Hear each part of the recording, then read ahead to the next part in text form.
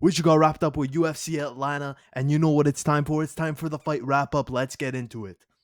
Now, for the main event of the evening, it was a shocker to most. I mean, a lot of people didn't think we were going to get a vintage Usman performance there. I mean, he literally taught Buckley takedown defense during this fight. I mean, he gave him four different types of takedowns, and he kept him down for four of those rounds. Then, when it came to the fifth round, Buckley was prepared. He had very good takedown defense in that last round, and it's like he taught him. He basically taught him. I mean, Usman showed the levels here. He showed why he was a champion, a former champion.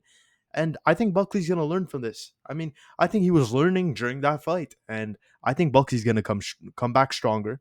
I think he's going to go on another win streak. I think he's going to do well in this division. But he needed this fight. He needed a little checkup.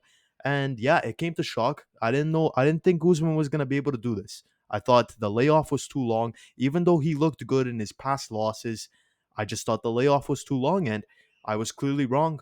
I mean, those knees, he showed he could still work with them.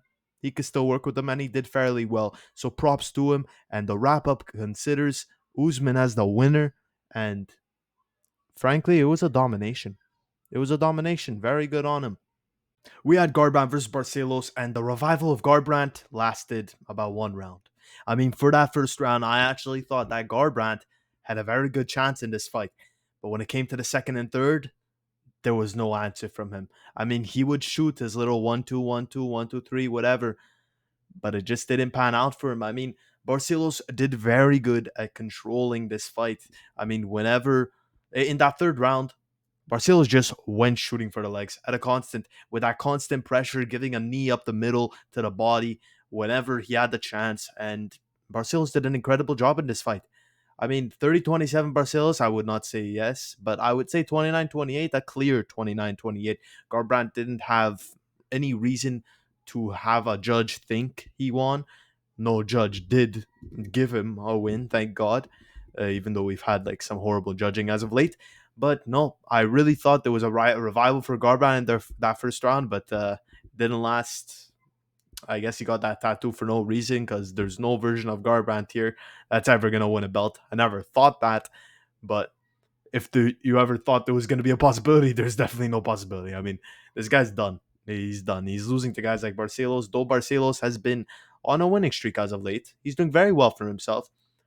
This is just not a high level fighter, and for how high of a level fighter Garbrandt was at the peak of his career, you should never be losing to a guy like Barcelos. You should never be losing to that. But he did, and very good performance from Barcelos. Props to him. Incredible fight. The prospect, Malcolm Wellmaker, had a highlight reel KO, but a man named the Gillo Hub said it perfectly. This has to be the most set up fight for a highlight reel you'll ever see in your life.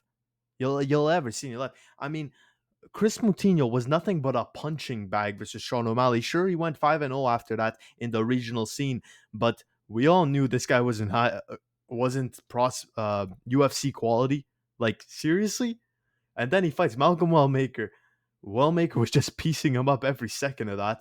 And then he lands the shot right on the money with a fake roundhouse turned into a lead right hook straight to the head, straight to the dome to put Moutinho out flat, straight on his stomach. He just flopped on the floor.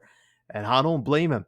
The UFC set him up to be on the highlight reel of Malcolm Wellmaker. And Malcolm Wellmaker, good on him. I mean, I think he's made basically his salary as a welder just off of the past months of him being in the UFC. I mean, he just got his bonus, another 50K bonus. That's two fights in the UFC, two 50K bonuses. That's 100K. And then you obviously have that 10 and 10 contract. So that's a 40K. He's making 140K. Obviously, money goes to his trainers, but he's set on pace to have his biggest pay of the year. He's on pace to be paid the most of his life in just 1 year. I'm just saying. Obviously, Welders made good money. I'm not sure how much he made, but still very good on him, you know. But I just feel bad for Chris Moutinho. I'm glad they just dropped him as a fighter now, because seriously, the UFC should not keep that man. It's dangerous for him to be in the octagon with these guys, especially Malcolm Wellmaker. But a beautiful highlight reel performance. Rodolfo Bellato versus Paul Craig ended in a way that most think was either acting, or some people do believe that he got hit in the brain. The brain does some weird stuff. Personally, I think he got hit in the brain. It does some weird stuff. Like I just don't know. I don't want to say this guy's faking it, because when you get hit in the brain, there's no telling on what you can do. I mean, something random could happen, but the thing people are questioning is what I'm showing you right now. He complained to the ref on his way down from being hit with an up kick. But I think when he fell on his back and his head hit the canvas, I think that's what knocked him out. I think that's what knocked him out. I don't think the up kick did.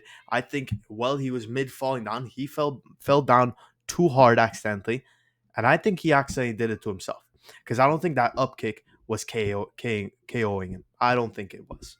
I don't think it was. If you're mid-air able to complain like that, I just don't think so. I think, everything that happened with his weird reaction was after that was because of him hitting the canvas. There's no doubt about that. I don't think he was faking that. Seriously, the guy was shifting left and right. Like, then again, he could be a really good actor. He could be taking those Aljamain Sterling acting lessons. Respect Aljamain Sterling, love the guy, but like, you know what I mean? Uh, who knows? Who knows? But we're not gonna judge now. Whatever. It's a no contest. It sucks for me because I really thought Bellato was gonna win. I even told a lot of people Bellato was gonna win, but it became a no contest. It's a void. Whatever. But yeah. Comment down below if you think it's acting, because I'm curious what everyone else thinks. I was seeing the general opinion. A lot of people are saying it's acting, but you never know.